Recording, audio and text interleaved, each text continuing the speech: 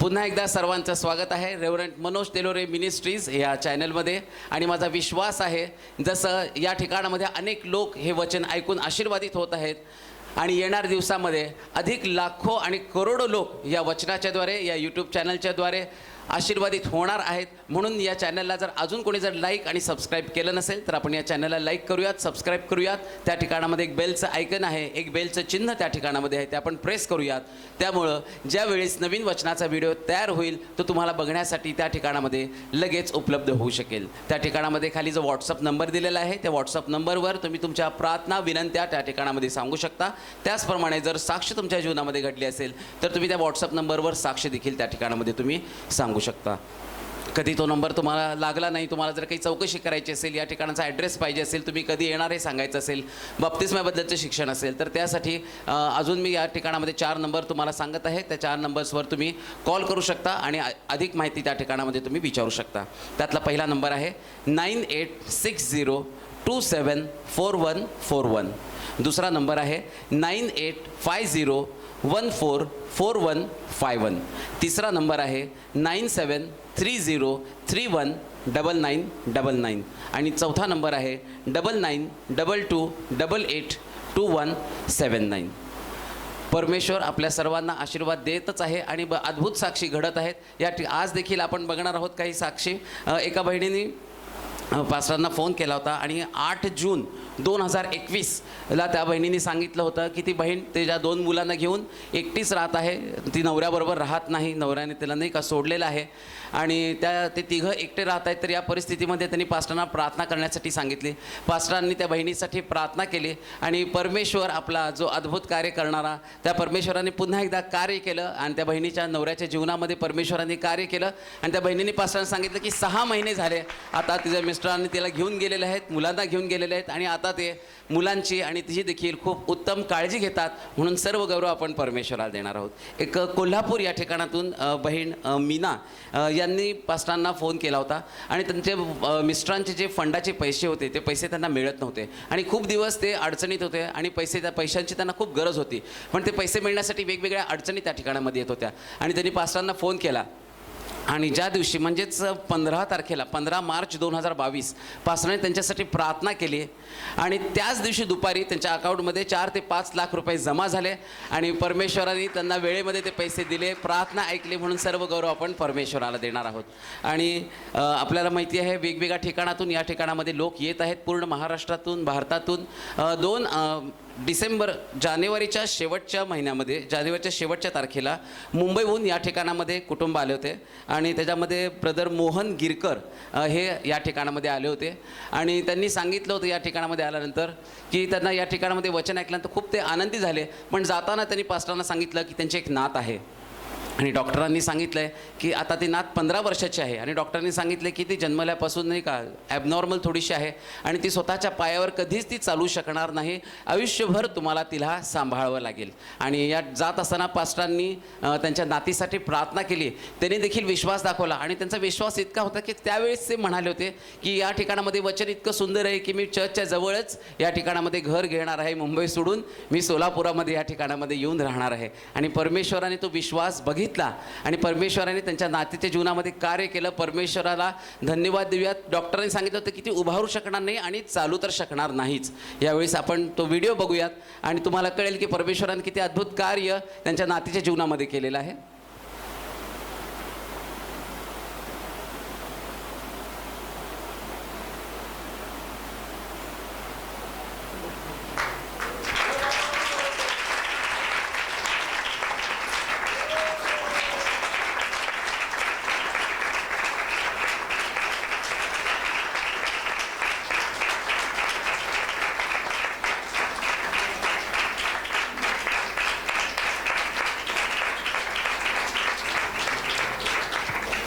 Praise Lord. परमेश्वर अद्भुत साक्षी घडवत आहे आणि निर्मला सुरवसे ही जी बहीण मुंबई या ठिकाणातून परमेश्वराचं वचन रेव्हरंट मनोज तेलोरे मिनिस्ट्रीज या यूट्यूबच्या चॅनलच्याद्वारे त्या ऐकत होत्या. मुंबई खारघर या ठिकाणामध्ये राहत होत्या आणि त्यांची इच्छा होती की या ठिकाणामध्ये सोलापूरमध्ये यावं आणि समक्ष पास्टरांचं वचन त्याने ऐकावं. आणि थोबडे वस्ती या ठिकाणामध्ये त्यांची आई आणि बहीण राहत होती. तिथं देखील येण्याचे मार्ग परमेश्वराने त्यांचे मोकळे केले. या ठिकाणामध्ये त्या आल्या आणि चर्चमध्ये येऊ लागल्या. 2 महिन्यापासून त्या या ठिकाणामध्ये चर्चमध्ये देखील येत आहेत आणि परमेश्वराचं कार्य करण्याची इच्छा घेऊन ते या ठिकाणामध्ये आलेले असताना थोबडे वस्ती या ठिकाणामध्ये मागील आठवड्यामध्ये त्या 6-7 महिलांना त्या ठिकाणामध्ये ते एकत्र करून सेल ग्रुप देखील त्या ठिकाणामध्ये त्यांनी सुरू केलेला आहे आणि खरोखर परमेश्वराची सेवा त्यांच्याद्वारे होत आहे. मुंबई सोडून ते सोलापुरामध्ये येऊन या ठिकाणामध्ये कार्य करत आहेत आणि परमेश्वर अद्भुतरित्या अनेक लोकांच्या जीवनामध्ये कार्य करत आहेत. सिस्टर सुशीला या बहिणींनी त्यांचं जे सोनं होतं ते गहाण ठेवलं होतं आणि ते गहाण सोनं परत घेण्यासाठी जे डॉक्युमेंट्स त्यांच्याकडे कागदपत्र जे दिले होते ते नेमके हरवले होते आणि 6 महिने झाले त्यांच्याकडे ते त्यांना डॉक्युमेंट्स पण सापडत नव्हते. आणि शुक्रवारी या ठिकाणामध्ये संध्याकाळची आशीर्वादाची प्रार्थना असते. ते बहीण या ठिकाणामध्ये आली होती. त्यांनी पास्टरांना सांगितलं आणि पास्टरांनी विशेषतः त्यांच्यासाठी प्रार्थना केली आणि परमेश्वर अद्भुत कार्य करणारा त्यांनी त्या देखील वेळेस परमेश्वराने त्यांची प्रार्थना ऐकली. त्या बहिणाच्या विश्वासाप्रमाणे कार्य झालं आणि जो व्यक्ती ते कागदपत्राशिवाय त्यांना सोनं देणार नव्हता त्याच्या जीवनामध्ये परमेश्वराने कार्य केलं आणि त्यांनी सर्व त्यांचं जे सोनं होतं ते त्यांना देऊन टाकलं. कुठलीही अट त्या ठिकाणामध्ये ठेवली नाही. म्हणून सर्व गौरव आपण देणार आहोत फक्त आपल्या जिवंत परमेश्वराला. असा जिवंत परमेश्वर आज पुन्हा एकदा वचनाच्याद्वारे आपल्याशी बोलत असताना आपले पास्टर यावेळेस वचन घेऊन येत असताना आपण जोरदार टाळ्याने त्यांचं स्वागत करूया. ख्रिस्त येशूमध्ये आपल्या सर्वांचं स्वागत करतो. धन्यवाद देतो प्रभूला. हजारो साक्षी प्रभू या दिवसामध्ये करत आहे. मी रोज ठरवतो की सगळ्या साक्षी लक्षात ठेवाव्यात आणि सांगाव्यात, पण सकाळी रविवारी उठून सगळं विसरून जातो.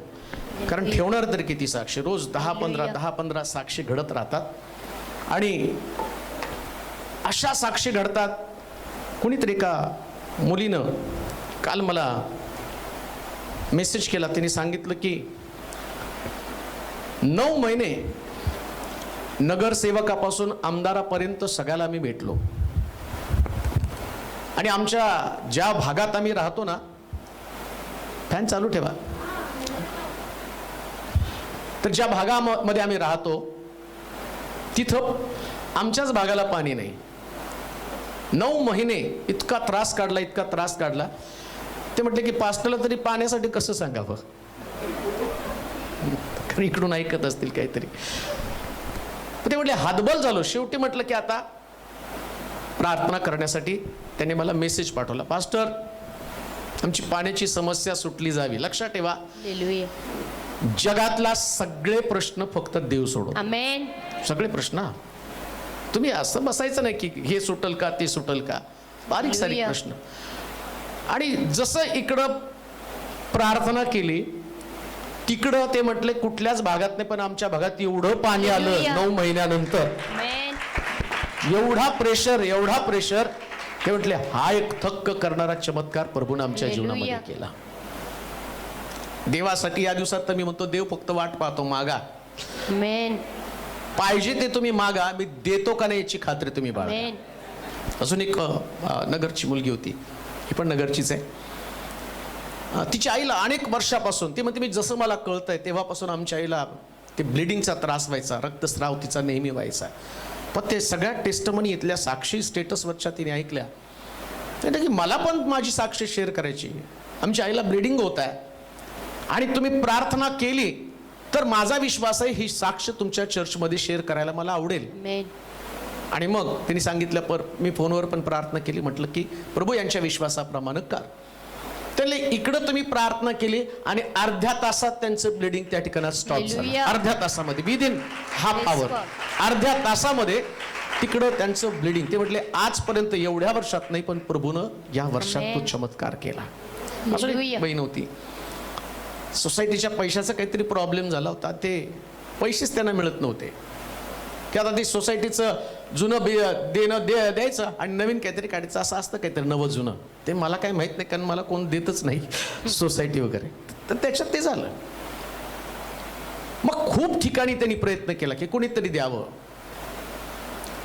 मग शेवटचा प्रयत्न म्हणून ते म्हटले की पास्टर, सांगायला वाईट वाटतं पण करा हो काहीतरी, तुम्ही प्रार्थना करा.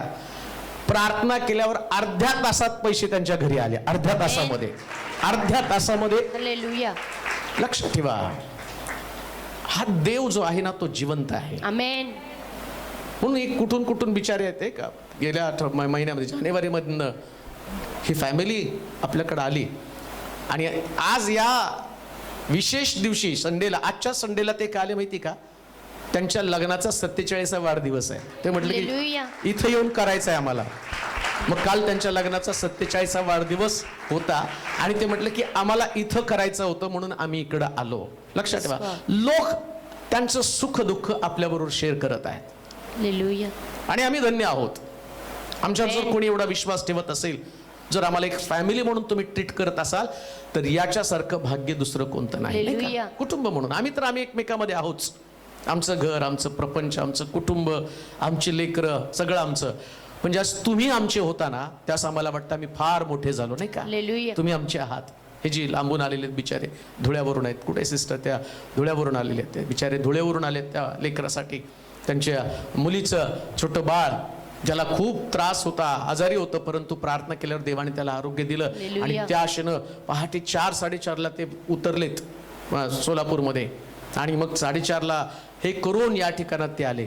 उत्तेजित व्हा, प्रभू कुठून कुठून लोकांना आणत आहे आणि आम्हाला सुद्धा प्रभूच्या राज्यामध्ये मोठ्या प्रमाणामध्ये काम करायचं. स्वतःसाठी जगू नका, ते जगणं उपयोगाचं नाही. स्वतःसाठी जगणारा एक दिवशी कबरेमध्ये जातो आणि कबरेनंतर त्याला कोणी सुद्धा विचारत नाही. कबरेनंतर त्याचं अस्तित्व सुद्धा राहत नाही. फक्त एक पाठी असते तिथं. कालांतरानं दुसरं प्रेत येऊन त्या ठिकाणामध्ये पुरलं जातं. पण प्रभू येशू ख्रिस्ताची कबर रिकाम आहे आणि जग त्याला ओळखतं का, कारण त्याने कबरेच्या बाहेरचं काम केलं.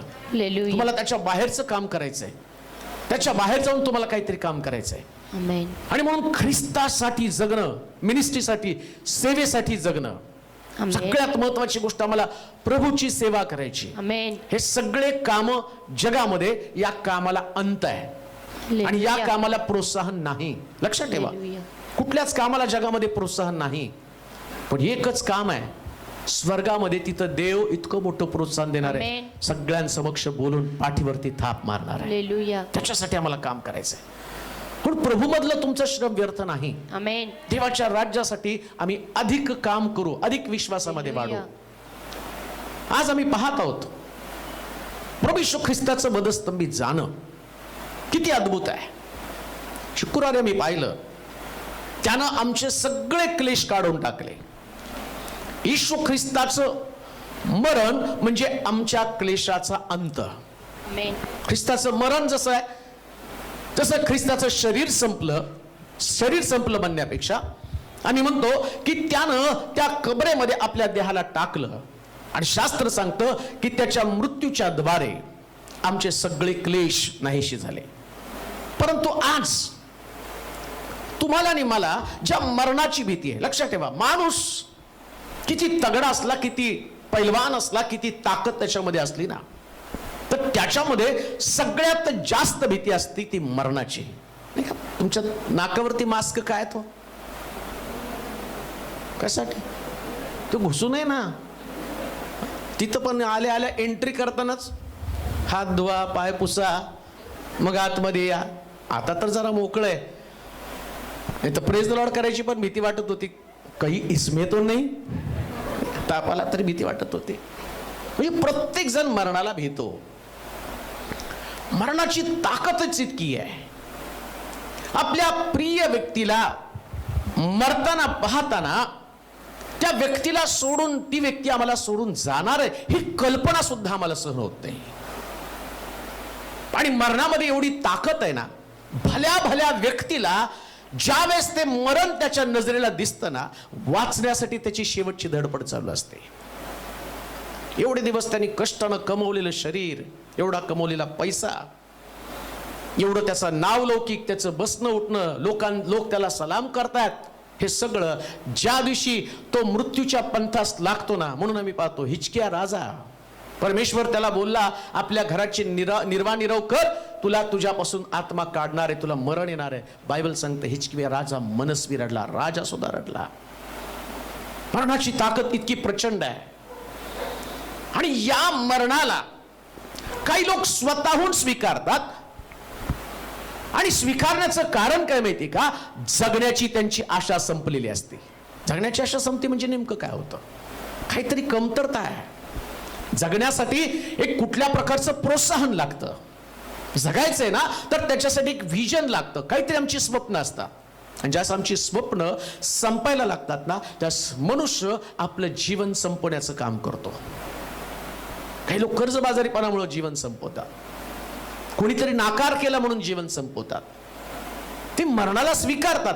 आणि काही लोकांना मरावंसं वाटत नसतं, पण तो शरीरामध्ये व्याधी विकार आला, असा विकार की ज्या विकाराला नष्ट करण्याची ताकद जगामध्ये कुठल्या वैद्याकडे नसती, असला आजार असतो. म्हणजे मरणाची भीती प्रत्येकाला आहे. परंतु आज या मरणाची ताकद देवाच्या वचनातनं आम्ही नष्ट करून टाकणार आहोत. नष्ट मरणाची ताकद. मग ही मरणाची ताकद कशा पद्धतीने कमी करतो, आणि ताकद कमी करण्याची ताकद कोणामध्ये आहे?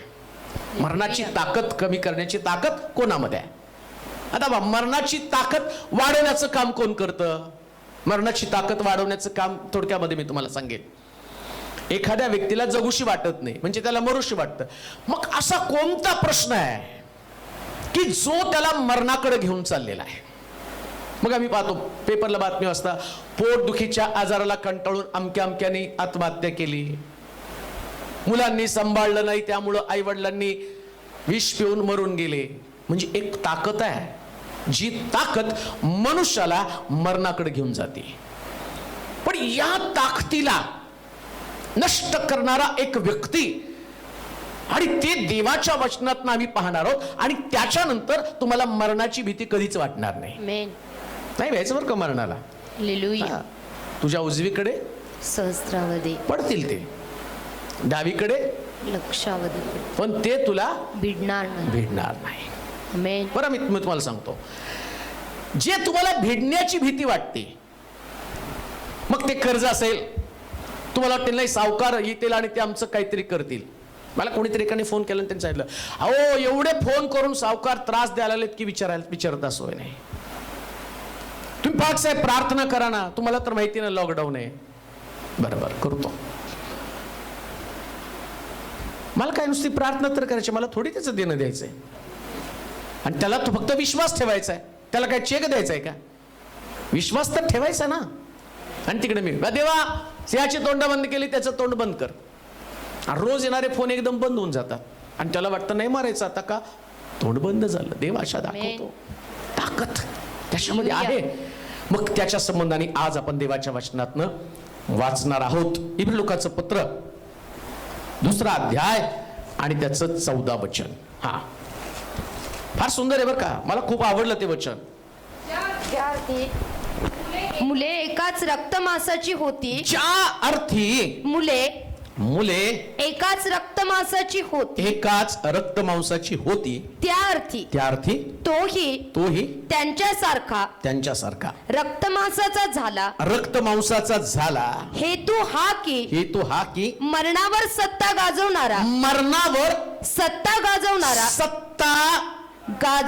गाजवणारा म्हणजे सैतान. कोण हो? सैतान. मी तुम्हाला सांगितलं नाही का, ताकद कोणीतरी पुरवतं. युक्रेन आणि रशियाचं युद्ध किती दिवस झाले? महिना झाला का? 21 दिवस तर मागच्या आठवड्यातच झाले ना. म्हणजे आता 7-28 30 एक महिना झालेला आहे. एवढा ताकदवान रशिया, तो म्हटलं की जास्तीत जास्त 15 दिवसात युद्ध संपेल. आणि त्यांनी 15 त्याचा नकाशा सापडला युक्रेनला, त्यास त्यांना कळलं यांनी 15 दिवसाची तयारी केलेली आहे. 15 दिवसामध्ये या युक्रेनला आम्ही उद्ध्वस्त करणार आहे. 1 महिना झाला, ते युद्ध संपायलाच तयार नाही. कारण काय हो? कुठून तरी पावर येते, ताकद पुरवली जाते. ऐका, इकडे युक्रेनला मरणाकडे रशिया घेऊन चाललेला आहे, पण युक्रेनला मरू न देणारी एक शक्ती अस्तित्वात आहे, ती अमेरिकेच्या रूपानं तिथं आहे. म्हणजे एकीकडं मरणाची शक्ती आणि दुसरीकडं वाचवण्याची शक्ती. तसं सैतानाकडं मरणाची शक्ती आहे. आणि या मरणाच्या शक्तीनं पहा, आता विचारू नये पण तुम्हाला विचारतो, मरायचंच ठरवलं तर कसं मरालो? समजा तुम्हाला लय कर्ज झाले, ते फिटणारच नाही. मग कोणी म्हणतं डायझन, कोणी म्हणतं फाश फॅन घरामध्ये सोपा आहे, उसको लगा लो, लाइट झिंगा ला. उसको लगाडाला तो लय झिंगाला आला. त्याला लावून टाकलं, फाशी तिथे घेतली. कोणी तिकडे नाही, इकडे नको, तिकडे नको, चलो रेल्वे के पटरी पर, तिकडे जाऊन पडतं.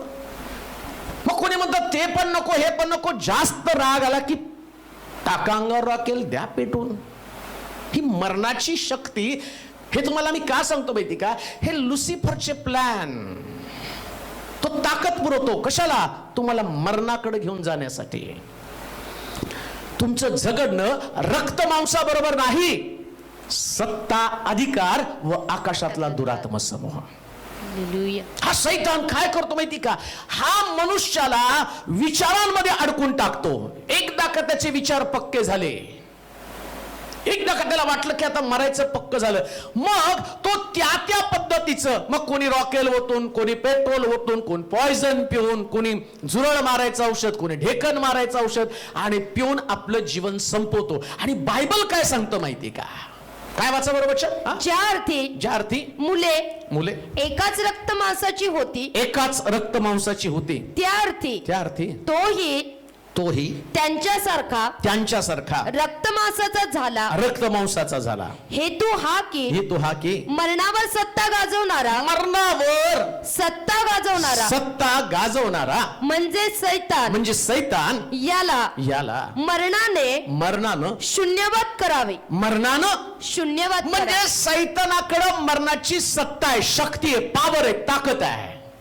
आणि येशूनं ठरवलं याची सगळी ताकद, ऐका बरं का, तुम्हाला समजेल. आता मी ज्यावेळेस याच्यातला विचार केला त्यास येशू ख्रिस्ताचा मृत्यू, आणि या मृत्यूमध्ये किती जबरदस्त प्रकारची ताकद होती.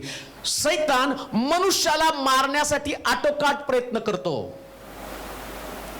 मग बऱ्याच आम्ही म्हणतो ना, गेले गेले गेले गेले, आले आले आले आले आले, सगळे नातेवाईक जमा होतात तिथं.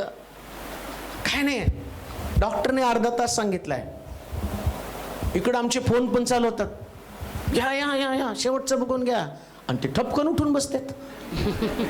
आणि आम्हाला प्रश्न पडतो, अहो डॉक्टर साहेब उठले ते, अजून 2 तास थांबा.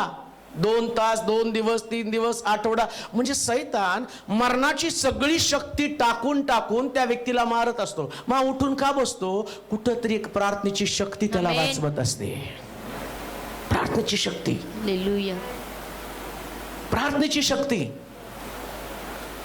आणि शास्त्र काय सांगतं, या लुसिफरकडे, सैतानाकडे मरणाची शक्ती आहे, मरणावरती त्याची सत्ता आहे, मरणावरती त्याची ताकद आहे. मग आम्ही प्रार्थना करतो, त्या सैतान पुष्कळ जोर लावतो. तो म्हणतो जाऊ दे, मरू दे, याला मरू दे, हा मेला ना, याचं पश्चातापाची संधी जाईल. हा एकदा मेला की याची पश्चातापाची संधी जाईल. कारण बायबल काय सांगतं, एकदा मरण आणि त्यानंतर न्याय होऊन चुकलेला आहे. एकदा जगण्याची संधी.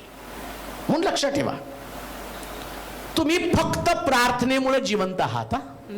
फक्त प्रार्थनेमुळे, बाकी दुसरं काही नाही तुमच्यामध्ये. चांगलं काही नाही, माझ्यात पण चांगलं काही नाहीये. विलाप गीतकार म्हणतो, मी भस्म झालो नाही, ही परमेश्वराची दया आहे. आज सकाळी मी उठलो ना, ही परमेश्वराची दया, परमेश्वराची कृपा आहे. पण तरी माझ्यामध्ये मरणाची भीती आहे, कारण सैतानाकडे मरण्याची ताकद आहे, मरणाची ताकद आहे. डिप्रेशन, निराशा, अस्वस्थ जीवन, कुठून तरी तो तुम्हाला काय करतो, हातबल करण्याचा प्रयत्न करतो. तसं देव तुम्हाला जगण्याची प्रेरणा देतो. येशू म्हटलं नाही का, मार्ग, सत्य आणि जीवन मीच. मग सैतानाकडे मरण आहे, येशूकडे काय, जीवन. मग आता ते जीवन तर यायला पाहिजे. मग जीवन स्ट्रॉंग बनायला पाहिजे, तर मरण वीक बनायला पाहिजे. बरोबर आहे की नाही, मरण वीक बनायला पाहिजे. असं काल मला एका 2 दिवसापूर्वी एका सिस्टरने मला फोन केला होता, सोलापूरच्याच आहेत ते. 2 महिने झाले माझा मुलगा बेडवरती पडून आहे, जेवत नाही, खात नाही, काही करत नाही. म्हटले हातबल आहे, आणि 33 वर्षाचा माझा मुलगा, परंतु तो खात नाही. ते पाहून त्याचं शरीर, त्याला उठून चालता पण येत नाही, अर्धी चपाती सुद्धा त्याला खाणं जमत नाही. मग त्यांना कुठली तरी पुण्यावरून त्यांनी सांगितलं, तिकडच्या सोलापूरच्या लोकांना, तिथं आहेत, जाऊन सांगा त्यांना प्रार्थना करायला. आणि मग त्यांचा कॉल आला, मग प्रार्थना केली. आणि प्रार्थना केल्यावर मी इकडे प्रार्थना करताना ते काय म्हटले, देवा आतापर्यंत पाहिलं नाही, पण अर्ध्या तासात मला रिझल्ट दे, अर्ध्या तासात रिझल्ट दे. आणि इकडं प्रार्थना केली नाही, अर्ध्या तासात तो मुलगा उठला आणि म्हटला, मम्मी जरा खायला भाकर दे ना. ती म्हटली, एवढ्या दिवसात माझ्या मुलानं पहिल्यांदा मला भाकर मागितली, माझा विश्वास बसला. मला चर्चला आज त्यांना यायचं होतं, पण काय करू, जवळजवळ 47-48 पायऱ्या माझ्या बिल्डिंगच्या आहेत, आणि तेवढ्या घेऊन माझ्या मुलाला तुमच्याकडे येता येणार नाही, कारण 2 महिन्यापासून तो वीक झालेला आहे. परंतु पहिल्यांदा माझ्या मुलानं 1.5 चपाती त्यानं खाल्ली, आणि मला कळालं की देव आमची प्रार्थना ऐकत आहे. एक शक्ती जी आहे ना, ती शक्ती माणसाला जगण्यासाठी प्रेरणा देते. मग मरणाला वीक केलं पाहिजे, मरणाला दुर्बल केलं पाहिजे. मग कोण मरणाला दुर्बल करणार आहे, आणि दुर्बल होणार कसं? दुसऱ्या भाषेमध्ये मी तुम्हाला सांगतो, कोणीतरी एकाने ठरवलेलं असतं. ते युट्यूबला काहीतरी व्हिडिओ देतात बघा, एक जस्ट टाइमपास म्हणून कधीतरी बघतो ते. मग त्याच्यामध्ये एक मुलगा एक मुलगी थांबलेली असते, आणि त्या मुलाला वाटतं की हिला मारावं. मग ती त्याला कोल्ड्रिंक्स ते 2 बनवतात, आणि बनवल्यावर काय करतो तो मुलगा, त्याच्यात गोळ्या टाकतो की तिने प्यावी, आणि तितक्यात ती गळ्यात पडते, आणि ही ग्लास फिरवते तिकडं गोळ्या फिरवलेला, आणि तो गोळ्याचा ग्लास हाच पितो, आणि तो डॅश.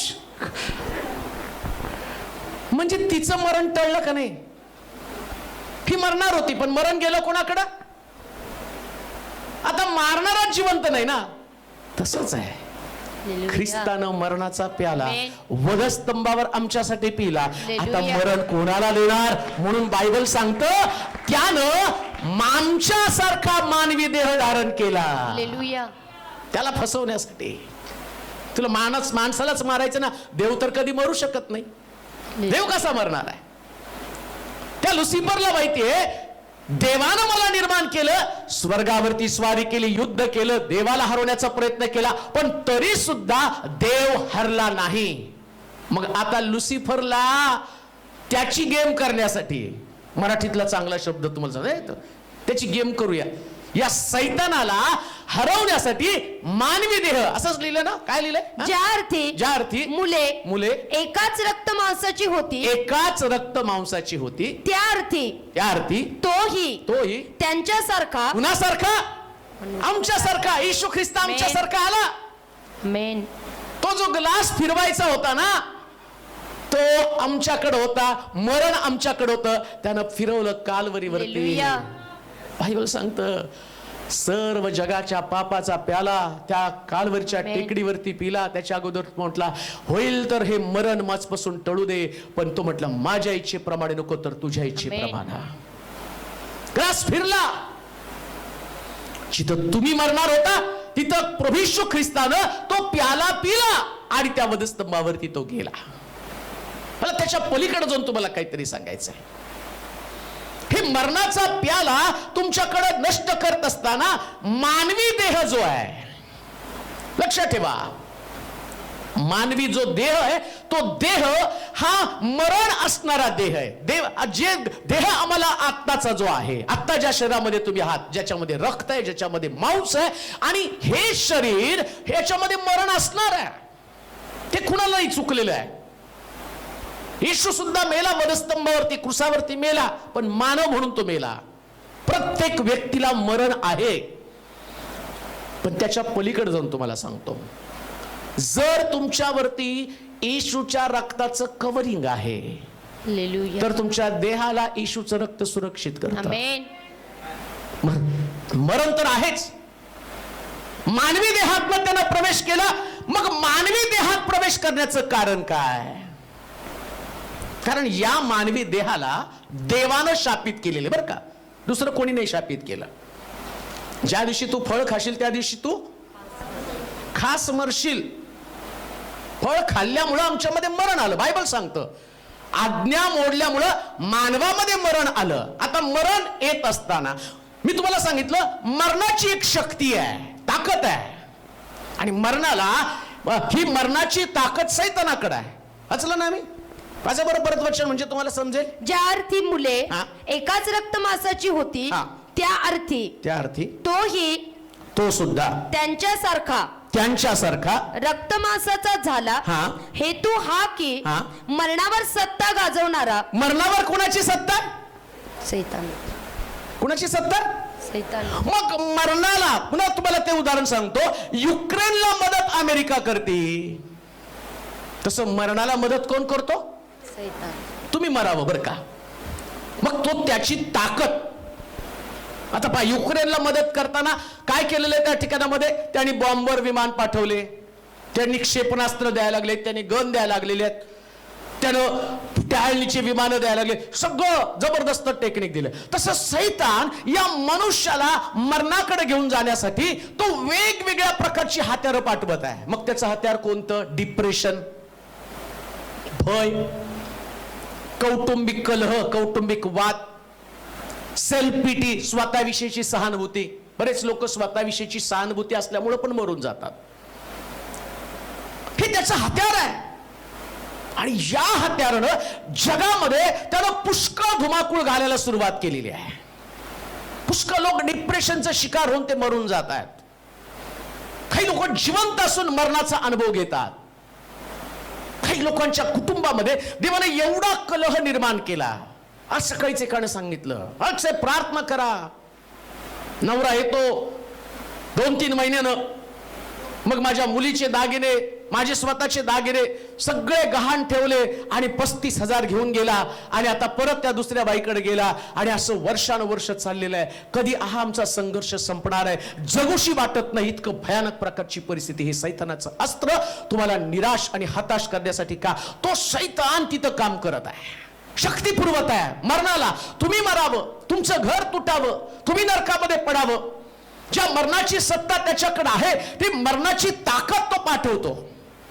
म्हणून हा मानवी देह, या मानवी देहामध्ये पापाच्या मुळे सगळे शाप आमच्यामध्ये आहेत. पापामुळे बरं का. अनुवादाच्या पुस्तकामध्ये मला वाटतं त्याच्यावर वाचू म्हणजे तुम्हाला कळेल. अनुवादाचं पुस्तक 28 अध्याय 15 पासून काही वचनं जर तुम्ही वाचले तर तुम्हाला कळेल.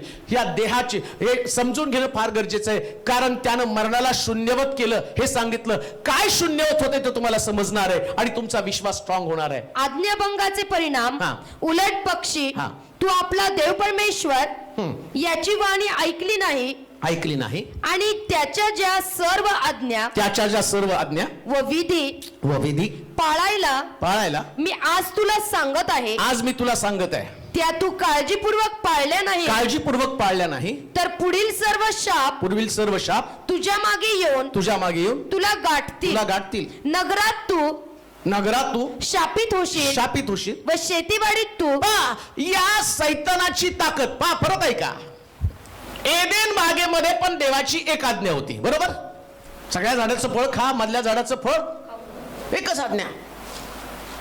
आता यानं ती एक आज्ञा मोडली, याच्याकडे मरण आलं, बागेत त्याला घालवलं, नंतर आदाम मेला. बागेत जर आदाम असता तर तो कधीच मेला नसता. मग त्यानं चूक केल्यामुळं त्याला बागेतनं बाहेर पाठवलं. आता बागेतनं बाहेर पाठवल्याबरोबर आज्ञा मोडल्याच्या कारणानं सैतानाची ताकद वाढती. आणि सैतानाची ताकद कशामध्ये? नगरात तू शापित होशील. म्हणजे मरणाची ताकद काय? ह्या मरणाची ताकद काय? या लुसिफरची ताकद काय? जे तुमच्या नगरामध्ये तुम्ही राहता तिथं तुम्ही शापित बनता. आमचं सोलापूर शापित होतं, पण आम्ही प्रार्थनेनं त्याला आशीर्वादित केलं. हालेलुया. घाबरत नाही, आपण बिनधास्त सांगू. काही नव्हतं इथं.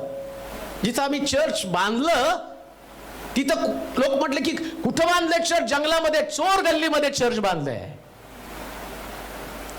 आज इथं भारतातनं लोक आशीर्वाद घेण्यासाठी येतात का? कारण बायबल सांगतं त्यानं मरणाची शक्ती पाठवली, परंतु येशूनं जीवनाची शक्ती आमच्यामध्ये पाठवलेली आहे. त्याची ताकद आहे. काय त्याची ताकद आहे? तो नगरात तू शापित. नीट आहे का? तुम्हाला एका गावात राहूच वाटणार नाही. बरेच लोक म्हणतात नाही हो, चला आता चेंज करू सिटी. कशासाठी? इथं शापित आहे. मग याचा अर्थ असं नाही तुम्ही या बरं कसं, मुंबईचे लोक तुम्ही या, वेलकम, आम्हाला तुमची गरज आहे. परंतु परंतु शास्त्र काय सांगतं माहिती का, की त्या लोकांना त्यांच्या नगरात पण शाप असणार आहे. का तर त्यांनी आज्ञा मोडली. आणि लुसिफर हे त्यांच्यामध्ये मरण पाठवतो. नीट आहे का. बरेच लोक म्हणतात नाही हवा पाणी चेंज करायला पाहिजे, मग त्यांना थोडस बरं वाटेल. हवा पाणी चेंज करा, नाही तर स्वतःला चेंज करा. तुमचं ते काय प्लास्टिक नाही, फेशियल काय हो ते मी बी करतो. प्लास्टिक सर्जरी नाही का, प्लास्टिक सर्जरी, ब्रेन वॉश, अमक तमक मी करतो. म्हणजे बिंदास करा बरं का तुम्ही. आम्हाला तुमच्या टीव्हीवर यावं लागते ना. हालेलुया. करा सगळे चौकशी चर्चर्च हे बी. तुम्ही ठिकाण चेंज करा, कपडे चेंज करा, जागा चेंज करा, स्वतःला चेंज करा, काही घडणार नाही. फक्त तुमचं स्टेटस बदला, येशूच्या रक्ताखाली या. मग बायबल सांगतं आज्ञा मोडल्या बरोबर तुम्हाला त्या सैतानाची ताकद तुमच्यावरती काम करतं आणि तुमच्या नगरामध्ये शाप. पण बायबल सांगतं यहोशुवाला परमेश्वर म्हणतो यहोशुवा ज्या भूमीवर तू उभा आहे ती भूमी मी तुला देऊन टाकलेली आहे. आज्ञेप्रमाणे तो चालला. यहोशुवा देवाच्या आज्ञेप्रमाणे चालला. येशू ख्रिस्त देवाची आज्ञा पालन करण्यासाठी वधस्तंभावरती चढला. आणि वधस्तंभावरती चढल्याबरोबर तुम्हाला माहिती का, फार सुंदर आहे. इतकं खोलवर जर गेला तर तुम्हाला कळेल. लुसिफरला येशू ख्रिस्ताच्या वधस्तंभी मरण्याची ताकद माहिती होती आणि त्याला कधीच वाटलं नाही वधस्तंभावरती जावं. म्हणून ज्यावेळेस 40 दिवसाचे उपास केले डोंगरावरती तो गेला ना, तो काय म्हटला, हे सगळं जग मी तुला देतो, मला नमन कर. म्हणजे माझी काय कर माहिती का, तू आज्ञा पालन करून वधस्तंभावर जाऊ नको, सहजपणे मला नमन कर. त्याला माहितीये ज्या दिवशी हा आज्ञा पालन करेल त्या दिवशी माझी सगळी ताकद निघून जाणार आहे. कान देऊ नाही का, ज्या दिवशी तुम्ही देवाच्या वचनाच्या आज्ञेचं पालन करता, देवाच्या वचनाच्या आज्ञेचं पालन तुम्ही करता आणि त्याच दिवशी या सैतानाची ताकद कमी व्हायला लागते. 6 दिवस श्रम कर, 7वा दिवस तुझा देव आपला परमेश्वर याच्या प्रित्यर्थ पवित्रपणे पाळ. आणि तुम्ही परमेश्वराच्या घरामध्ये यायला लागताना सैतानाला वाटतं याचे 6 दिवस शापित करावे. परंतु बायबल सांगतं जसं ख्रिस्तानं आज्ञा पालन करून मरणाला शून्यवत केलं, तुम्ही त्याच्या पावलावरती पाऊल टाकून तुम्ही देवाच्या घराकडे जाता आणि तिकडे तुमचे 6 दिवस शापित करण्याच्या ऐवजी आज्ञा पालनाच्या द्वारे तुम्ही आशीर्वादित होता. आणि परमेश्वर तुमचे 6 दिवस अशा पद्धतीने आशीर्वादित करतो. मग तो म्हणतो नगरात पण तू शापा आशीर्वादित. कान देऊ नये का, ज्या दिवशी तुम्ही देवाच्या वचनामध्ये राहता, येशू ख्रिस्त सांगतो तसं तुम्ही करता आणि त्याच दिवशी तुम्ही आशीर्वादित होता. आमेन. सैतानाची ताकद कमी करण्याचं माध्यम फक्त ख्रिस्तानं जसं आज्ञापालन केलं तसं आज्ञापालन करायचं. किती सोपं आहे. पुढे वाचा बरं थोडस. नगरात तू कुठं कुठं शापित होशील, नगरात शापित होशील, व शेतीवाडीत तू पण तू शापित होशील. तुझी टोपली व तुझी परात शापित होईल. या सैतानाच्या मरणाची ताकद काय, पुरवठाच नाही तुमच्या घराला. कधी कधी तुम्ही भरपूर थांबता, तुम्हाला दुसऱ्याकडनं भाकरी उसने आणाव्या लागतात. मग आम्ही म्हणतो काय आमच्या घरात राक्षस शिरला काय पोरांमध्ये. अहो त्यांना तेवढ्याच 2 भाकरी लागतात, पण त्यांनी ताकद पुरवली ना. मी अशाही व्यक्तींना पाहिलंय, ते बसल्यावर 12 अंडे अशीच खाते तरी त्यांना कळत नाही मी जेवलोय म्हणून. आहेत लोक, दाखवतो मी तुम्हाला. हा काही मी जोक नाही सांगत तुम्हाला. माझ्या जवळचा एक माणूस आहे, मी त्याला ओळखतो, त्याचं नाव नाही सांगाल, तुम्ही जाईल त्याच्याकडे चौकशीला, पण तो आहे तो. त्यांचं आम्ही रात्री सगळं लपून ठेवतो, त्याने घेतली की त्यांना कळत नाही. सगळ्या भाकरी खातेत, कालवण खातेत आणि सकाळी उठून परत मागतात कुठे म्हणून. मग हे तो कसं काय करू शकतो. तुम्हाला तर एक भाकर पण जात नाही, मग काय दारूमध्ये तेवढी ताकद आहे का. नाही हो. शरीर अशुद्ध, विचार अशुद्ध, तिकडं सैतान शक्ती पुरवतो. तुमच्या घरामध्ये शास्त्रात लिहिल्याप्रमाणे आज्ञा तोडाल तर काय शापित आहे. तुझी टोपली तुझी परात शापित होईल. का शाप येतात त्याचं कारण काय? या सैतानानं मरणाची सत्ता त्या घरामध्ये पाठवायला सुरुवात केली मानवी देहाच्या द्वारे. असं लिहिलंय, बरोबर आहे का नाही? वाचा बरं ते वचन परत. मानवी देह ज्या अर्थी मुले एकाच रक्त मांसाची होती, एकाच रक्त मांसाची होती, त्या अर्थी तोही त्यांच्यासारखा रक्त मांसाचा झाला. हेतू हा की मरणावर सत्ता गाजवणारा म्हणजे सैतान याला मरणाने शून्यवत करावे. मरणावर सत्ता गाजवायची आणि मरणानं त्याला शून्य करायचं. आमेन. साप चावला ना तर त्याला ते सापाचं इंजेक्शन असतं बरं का. आणि टीबी झालेला माणूस आहे ना, त्याला जे इंजेक्शन देतात तर त्याच्या टीबीचे मेलेले जंतू असतात ते शरीरामध्ये सोडतात. मग आमच्या पांढऱ्या पेशी त्याला बघतात, त्याच्यावर हल्ला करतात, त्याला खाऊन टाकतात. म्हणजे टीबी बरा करायचं तर टीबीचे जंतू सोडावे लागतात. आणि तुम्हाला आता कोरोनापासून वाचवायचंय, तुमच्यातही कोरोनाचे जंतू सोडलेत म्हणून तुम्हाला ताप आला होता, अंग दुखलं, डोकं दुखलं, चक्र आल्या का? तर तुमच्यात ते कोरोना. हा फॉर्म्युला सायन्सचा देवाला माहितीये. मरणाला शून्यवत करण्यासाठी त्याला मरण स्वीकारावं लागणार होतं. फार सोपं आहे, फार सुंदर आहे हे बिब्लिकल. जस्ट तुम्हाला तुमचे विचार जस्ट देवाच्या वचनाकडे लागतील आणि तुम्हाला कळेल ना की पहा की कसं त्यानं मरणाला शून्यवत केलं. आता मी तुम्हाला परत सांगतो. तो तुम्हाला मरणाची सत्ता तुमच्या घरामध्ये पाठवताना तो तुम्हाला नगरामध्ये शापित करतो आणि तो तुम्हाला तुमच्या घरामधली बरकत काढतो, म्हणजे तुमच्यामध्ये गरिबी पाठवतो. गरिबीमध्ये मरण जास्त असतं. पहा, गरिबीत खूप मरण असतं. मला चांगलं आठवतं आमचे दिवस. सगळेजण उठले की नुसते काम. आणि दर वर्ष 31 डिसेंबर यायच्या आत 2 मैती ठरलेल्या होत्या. तर जसा डिसेंबर येईल तसं मला भीती वाटायची की अब किसका नंबर आहे, कोण मरणार आहे. कारण त्या ठिकाणामध्ये जीवन कसं होतं, आमच्या घरात फक्त खायचं प्यायचं बस. जमलं तर चर्च. मला चांगला होतं एक, आता नाही सांगत कोणाचं, आपण नातेवाईकाचे लग्न होतं आणि लग्नाला ते पाळक म्हटलं की तुम्ही मेंबर कुठले आहेत, एक पण तुमचं चर्चला नाहीये. शेवटी त्यात ते म्हटलं की आता तुम्हाला वर्षाचं ते सगळं भरावं लागेल, पास्टर फंड. मग ते भरल्यावर ते लग्न लावलं, ते भरल्यावर मग मयत व्हायची. कारण कोणाला देवाची ओळख नव्हती, त्याच्यामुळं मरणाची सत्ता घराण्यामध्ये होती. ज्या दिवशी ख्रिस्ताची ओळख झाली, मरण स्टॉप झालं. कारण बायबल सांगतं मरणाची सत्ता प्रस्थापित करण्यासाठी कोणत्या देहाला, ज्या देहाला जो देह ख्रिस्ताच्या देहाशी समरूप होत नाही. नीट ऐका बरं का. जितक्यांनी ख्रिस्त येशूमध्ये बाप्तिस्मा घेतला तितक्यांनी, म्हणजे सत्ता कोणावरती प्रस्थापित होती, ज्यांचा बाप्तिस्मा. कसं कनेक्टेड आहे बघा एकमेकाशी. कोणाला भीती मरणाची? बोला बोला. ज्यांचा बाप्तिस्मा झालेला नाही, बुडून. ख्रिस्ता बरोबर मरण म्हणजे ख्रिस्ता, बाप्तिस्मा म्हणजे ख्रिस्ता बरोबर. गलतीकराच्या पत्रात लिहिलं ख्रिस्ता बरोबर पुरलं जात, त्याच्या मरणाबरोबर पुरलं झालं.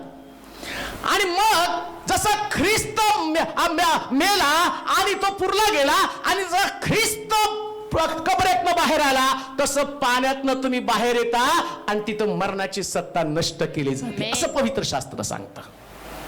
मग मरणाची सत्ता कोणती? दारिद्र्य, कमतरता घरामध्ये. हा सैतान अशा प्रकारची कमतरता तुमच्या परिवारामध्ये पाठवतो. तुमच्या घरामध्ये पुरवठा नसतो, तुमच्या कुटुंबामध्ये पुरवठा नसतो. आणि का पुरवठा नाही? तुम्ही म्हणता पुष्कळ जण आमच्या घरामध्ये काम करतात पण आमच्या हाताला पुरवठा नाही. पण या मंडळीमधल्या साक्षी आहेत, या मंडळीमधल्या साक्षी आहेत, या मंडळीचा साक्षीदार मी आहे. आम्ही होतो गरीब, पण मरणाची सत्ता शून्यवत केल्यामुळे प्रभूने आता आम्हाला धनवान केलेलं आहे. ही आमची टेस्टमनी आहे, ही आमची टेस्टमनी, ही आमची साक्ष आहे. काय सोमगल परिवार एक काळी फाशी घ्यायला निघाला होता. मला आठवतं मी पहिल्यांदा त्यांना भेटलो, 4.5 लाख रुपये त्यांचं कर्ज त्यांच्या डोक्यावरती होतं. आणि त्यांनी सांगितलं जर त्यांना भेटलो नसतं तर ते स्वतः सांगत होते की आम्ही ठरवलं 2 लेकरं सोनलला, त्या बंटीला त्यांचे दीर वगैरे कोणीतरी सांभाळतील, आम्ही मेल्यावर, आम्ही असताना तर यांना कोण सांभाळणार आहे. त्यांनी ठरवलं होतं मरायचं. पण मला आठवतं तासन तास आम्ही त्याच्याशी बसत होतो, चर्चा करत होतो, ख्रिस्ताविषयी सांगत होतो. मग मेले का ते? आज त्यांची लेकरं पण सेटल आहे, ते पण सेटल आहे का? मरणाची सत्ता त्यानं शून्यवत करून हालेलुया. टाकली येशू ख्रिस्ताच्या द्वारे. प्रिया, आमेन. म्हणून आशा नाही. ज्या लोकांचा बाप्तिस्मा नाही त्यांना आशा नाही, ज्यांना ख्रिस्ताची ओळख नाही त्यांना आशा नाही. जर ख्रिस्ताची ओळख तुम्हाला झाली तर शास्त्रात लिहिलं त्याला मरणाची सत्ता काढून टाकली. मरणाची सत्ता कोणती आहे? मरणाची सत्ता म्हणजे दारिद्र्य. आमच्या घरातलं दारिद्र्य. तुमच्या घरामध्ये दारिद्र्य, तुमच्या घरामध्ये पुरवठा नाही, तुमच्या घरामध्ये कमतरता आहे, तुम्हाला राहण्यासाठी घर नाही, तुम्हाला राहण्यासाठी जागा नाही. अशा शहरामध्ये तुम्ही राहता की त्या शहरामध्ये भीतीचं वातावरण आहे. लक्षात ठेवा, विश्वव्यापी देव आहे. आकाश त्याचं सिंहासन, पृथ्वी त्याचं पाय ठेवण्याचं ठिकाण. माझा देव सांगतो, जिथं तू राहशील तिथं तू आशीर्वादित होशील. आमेन. त्याच्या आधी वाचा बरं, नगरात जाशील तर तू आशीर्वादित. नगरात तू शापित नाही होशील. नाही नाही, त्या आज्ञा पालन केल्यावर हे आशीर्वाद तुझ्या मागे दाव. 4थं वचन. उलट हा 4थंच आहे ना? उलट पक्षी हा, उलट पक्षी. तू आपला देव परमेश्वर आपला देव परमेश्वर याची वाणी ऐकली ऐकली नाही आणि त्याच्या ज्या सर्व आज्ञा. आता वाणी कोणती हो? ऐका नीट, फार सुंदर आहे. मी एन्जॉय करतो तुम्हाला सांगताना. लाजरस कबरेमध्ये होता, त्यास येशू तिथे गेला आणि त्याला वाणी दिली. काय वाणी? लाजरस बाहेर. तसं देवाचं वचन तुमच्याकडे वाणीच्या रूपाने येतं बरं का. आमेन. तो जिथं आहे त्याच्यातनं थोडंसं बाहेर या. आमेन. एकदा तुम्ही ती वाणी ऐकली ना, काय वाणी ऐकायची आता वाचा तिथं पुढा. माझी याची वाणी ऐकली नाही हा? आणि त्याच्या ज्या सर्व आज्ञा हा. व विधी पाळायला हा. मी आज तुला सांगत आहे, आज तुला सांगत आहे, त्या तू काळजीपूर्वक पाळल्या नाही पाळल्या नाही तर पुढील सर्व शाप नका मला. तुझ्या हा, त्याची वाणी ऐकशील तर. हा, आज मी तुला सांगतो, पाळशील तर तुझा देव परमेश्वर सर्व राष्ट्रांपेक्षा. आता सैतान काय करतो? त्याची ताकद, त्याची शक्ती, मरणाची शक्ती. तो काय? तो म्हणतो तुमचा अपमान. आणि काही लोक अपमान झाला तरी मरतात बरं का. काय फुसकं मरण आहे. अपमान झाला, अपमान झाला, अपमान झाला, अपमान घ्या गळपास, मरा. आणि बायबल काय सांगतं माहिती का? ख्रिस्त अपमानात पेरला पण गौरवात तुटला गेला. हालेलुया. म्हणून ख्रिस्ताचं मरणाची ताकद काय माहिती का तुम्हाला? जर तुम्ही ख्रिस्ताबरोबर पुरला गेला तर प्रभू बरोबर उठण्यासाठीच गौरव तुम्हाला मिळणार आहे. आणि हालेलुया. शास्त्र सांगतं इकडं सैतान या मरणाची ताकद, म्हणून त्याला सगळीकडे अपमानास्पद जीवन जगावं लागतं. नीट आहे का? जर तुम्हाला ख्रिस्ताच्या मरणाची ताकद समजली नाही आणि जर तुम्ही ख्रिस्ताबरोबर पुरला गेला नाही, नीट आहे का? बाप्तिस्मा किती महत्वाचा आहे, हालेलुया. किती महत्वाचं आहे. सगळं केलं पण तो बाप्तिस्मा माझ्याकडे नाहीये. मग तुमचं जीवन इकडं तुम्ही सैतानाच्या स्वाधीन तुमचा देह करून टाकला. एदेन बागेमध्ये फळ दिला आणि त्याच्या फळाच्या मोबदल्यामध्ये सैतानानं बॉडीवरती सत्ता प्रस्थापित केली. आणि त्यानं एक एक प्रकारचं त्याचं अस्त्र. बायबल म्हणजे सैतानाचे डावपेच उघड करण्याचं पुस्तक आहे. दुसरं तिसरं काही नाही बरं का. तुमचं झगडणं रक्तमांसाबरोबर नाही, सत्ता, अधिकार. मग सैतानाला कोणते अधिकार आहेत? ते सगळे अधिकार. आणि देवाचे कोणते अधिकार आहे? देव कसं तुमचा बचाव करतो तसं हे अधिकाराचं एक पुस्तक आहे. मग सैतान काय करतो? तुम्ही देवाची आज्ञा मोडली की तो तुम्हाला नगरात शापित करतो, तो अपमानित करतो. आणि तुम्ही देवाची आज्ञा पालन केली तर देव तुम्हाला उंच करतो. आमेन. प्लस मायनस किती सुंदर आहे, निगेटिव्ह पॉझिटिव्ह किती सुंदर आहे. म्हणून एक गोष्ट ध्यानात ठेवा, देवाची आज्ञा कधीच मोडायची नाही. आणि जर देवाच्या आज्ञेमध्ये तुम्ही राहाल, पुढे वाचा थोडस. हा, देव परमेश्वर हा. याची वाणी ऐकशील हा. तर हे सर्व आशीर्वाद तुझ्याकडे धावत येतील. कसे येतील? धावत येतील. कसे कसे धावत येतात बघा. नगरात तू आशीर्वादित होशील. आशीर्वादित होशील. शेतीवाडीत तू आशीर्वादित होशील. तुझ्या पोटचे फळ तुझ्या भूमीचा उपज. ऐका, बऱ्याच लोकांना त्यांना मरण इतकं स्पष्ट झालं आणि त्याचं कारण काय माहिती का? त्यांची लेकरं परंतु जर तुम्ही ख्रिस्ताच्या मृत्यूवरती विश्वास ठेवत आहात, सैतानाचं काम काय? तुमच्या लेकरांच्या द्वारे तुमच्यामध्ये मरण यावं.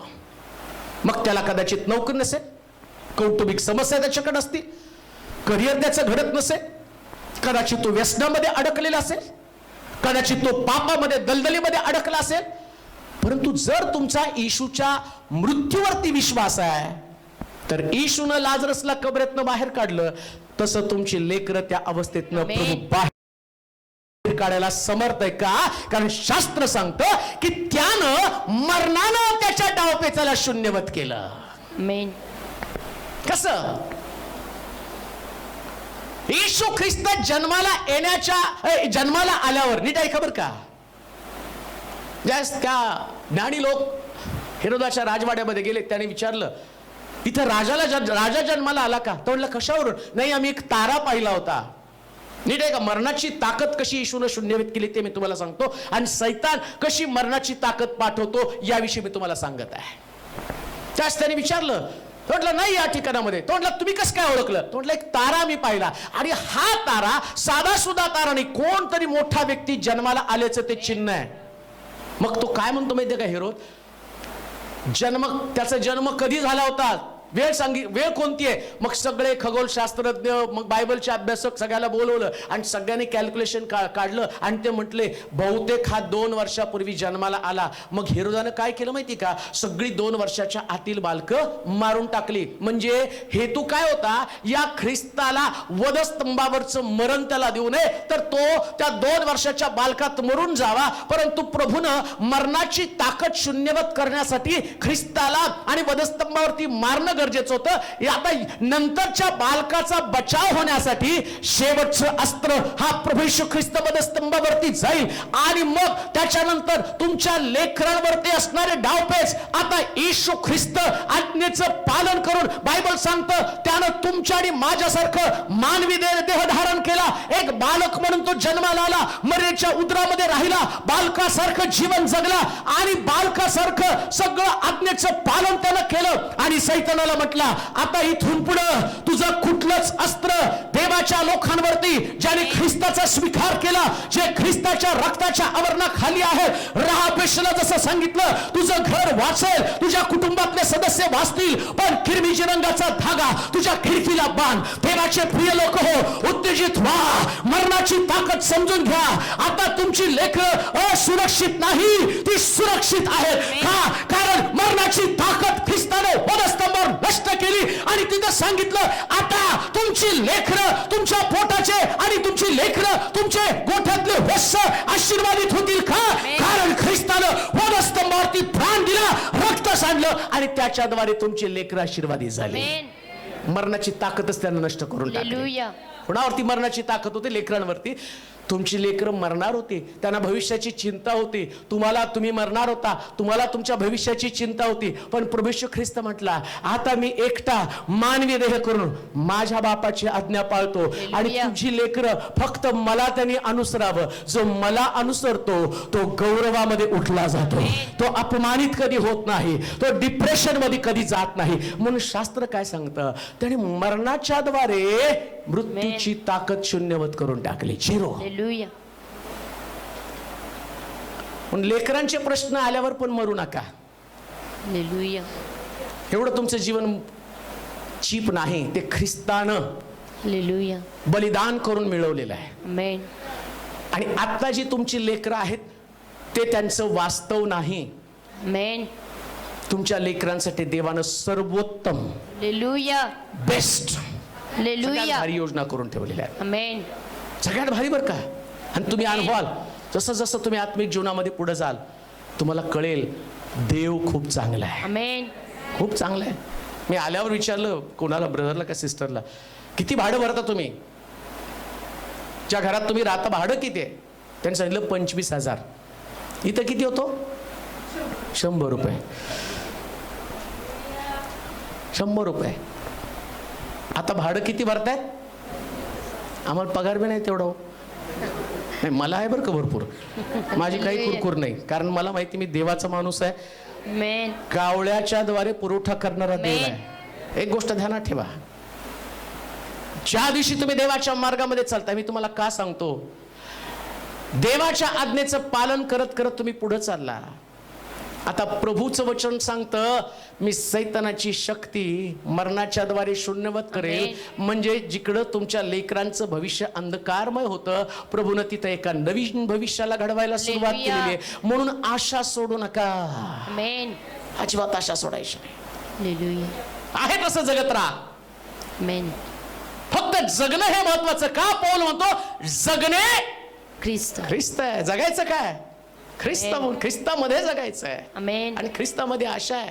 हालेलुया. त्यानं मरणाला शून्यवत केलेलं आहे. ज्या मरणाची भीती तुम्हाला आहे, तुम्हाला वाटतं, आम्ही म्हणतो नाही का, लहानपणी मुलं पण डायलॉग मारतात कधी कधी, नाही तुम्हाला आम्हाला द्यायचं नाही सगळं, तर पोटातच का नाही मारून टाकलं, आता मर की मग जा कुठंतरी डोकं आपटून घे, नाही तर पड कुठं रेल्वे खाली जाऊन. म्हणजे त्या तुम्हाला पोटात, मी मारला डायलॉग आमच्या याला विचारा, तिला लय त्रास दिला मी पण.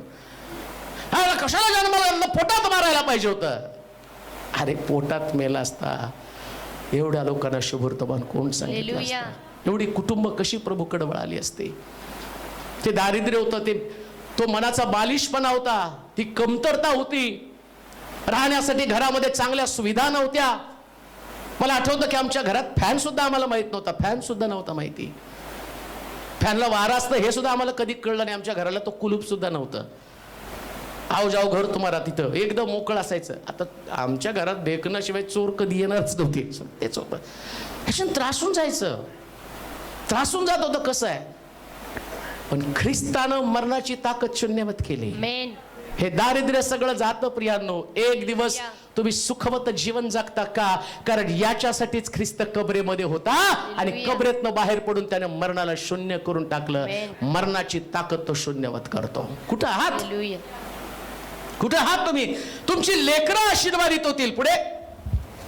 तुझ्या पोटचे फळ, तुझ्या पोटचे फळ, तुझ्या भूमीचा उपज, तुझ्या भूमीचा उपज, आणि तुझी खिल्लारे, गुरेढोरे, गुरेढोरे, शेरडे मेंढरे, शेरड मेंढर यांचे वस्त्र, यांचे वस्त्र आशीर्वादित होतील. आशीर्वादित होतील. तुझी टोपली, तुझी टोपली आता व परत, टोपली व परत आशीर्वादित होतील. आणि 15व्या वचनामध्ये जर आम्ही गेलो तिथे काय म्हटलं? तुझी टोपली आणि परत शापित होईल. शापित होईल. आता ख्रिस्ताच्या मरणाच्या द्वारे इकडं सांगितलं की तुमच्यामध्ये बरकत नसणार आहे. आणि मग सैतानाचं काम काय?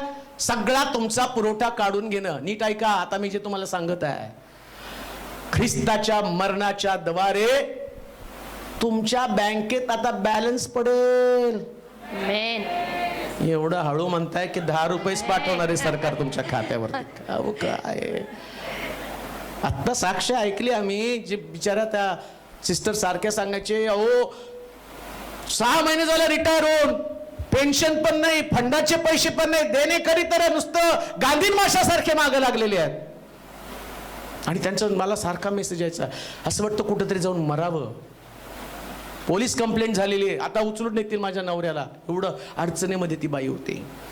हे सैतानाचं अस्त्र, मनुष्याला घाबरू करून त्याला मारावं, त्याला शहर सोडून पळायला लावं, बरकत त्याची काढून घ्यावी. परंतु तिकडे मी प्रार्थना केली, देवा मरू देऊ नको यांना, लोकांसमोर उंच कर, हे तुझे लोक आहेत, तुझ्या लोकांना अशी अवस्था नको. जर अशा पद्धतीने हे लोक मेले तर तुझं गौरव होणार नाही. प्रभूजी काहीतरी अद्भुत काम कर, जेणे सगळी परिस्थिती बदलली जाईल. आणि मग त्याने सांगितलं, इकडे तुम्ही प्रार्थना केली आणि तिकडून माझ्या मोबाईलवर ते मेसेज आला, तुमच्या खात्यावरती 6 लाख रुपये जमा झाले. का? कारण बायबल सांगतं त्याने मरणाची ताकद शून्यवत करून टाकलेली आहे. जे तुम्हाला कठीण वाटतं, जे तुम्हाला आणि घडू शकत नाही असं वाटतं, पण येशू ख्रिस्ताचा मृत्यू, या मृत्यूची ताकद आणि तो तुम्हाला बरकतीनं भरतो असं पवित्र शास्त्र सांगतं. आता पुन्हा या इब्री लोकांच्या पत्राच्या 2ऱ्या अध्यायाच्या 14व्या वचनाकडे येऊया. ज्या अर्थी मुले एकाच रक्तमासाची होती, त्या अर्थी तोही त्यांच्यासारखा रक्तमासाचा झाला, रक्तमांसासारखा झाला. हेतू हा की मरणावर सत्ता